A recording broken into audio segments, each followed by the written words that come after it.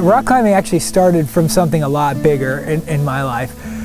I met a girl at Baylor my sophomore year, and I was very taken with her. I mean, I think I was pretty much in love from probably the moment I saw her, I guess. But I found out very quickly within that first week that we had met that she's actually in remission from brain cancer, which was, I mean, an amazing thing to hear, I guess. But it certainly didn't change the way I felt it at all. We just had a great relationship, and our families really liked each other, and so I proposed, and everything, and then basically the tumor had come back and it had spread.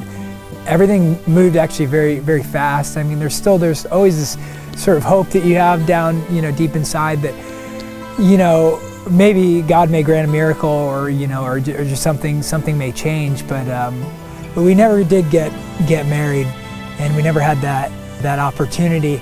Kristen literally died in my arms on November 19th at about 3 in the morning. It's been, a long time now, and I mean, I would say for the better part of probably 8 years, I don't really think I could ever even tell that story without, crying and getting very emotional about it. But I went back to Baylor, and I was really disillusioned with school. Academics certainly didn't seem important, and many things did not seem important to me. I remember we went to Lake Havasu for spring break, my roommates and I, and we climbed some rocky outcropping out there in Arizona, and I'd realized when I got back down on the ground that it was the first thing that I had done since Kristen's death that actually allowed me to forget a little bit and get outside of my own head. So I was hooked, with climbing from that moment that I think I felt that feeling, and then it became a profession for me. Then I had met somebody else, and we ended up getting married. But as it turned out, I think some of our faith differences became more and more evident. As we went through the whole divorce process, in many ways, that was so much worse than Kristen's death in a way, because it has nothing to do with unity and everything about breaking something apart. I always identified as Catholic, but I didn't know that much about my own faith yet. And so I started going to daily mass here and there. I went and got a rosary, and I was just like, I had the brochure and I felt so inadequate. And then that's when, the Blessed Mother just kind of takes you in and, starts leading you in the right direction. That is really where the transformation happened. It was like daily mass, the confessional, the rosary, those things brought true healing. And, I don't think I ever thought it was real to grow in holiness, but I realized it was actually through, God's grace in the sacraments that you grow in holiness. You walk away with this strength and this power that you're like, I'm not doing things that were sins in my life anymore. That you say goodbye to a lot of sin in your life, and it's concrete, it's tangible, because it's the difference between, doing something that you used to do that you knew was wrong and just not doing it anymore. And those things actually started to happen. I felt like it was important to seek the annulment process with the church, and it took about a year.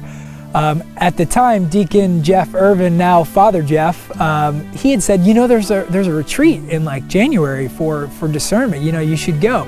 So I went to that discernment retreat, and I just thought it was great. I really liked it. And by the end of the retreat, Father John gave me an application, and I think I knew it then. I really did.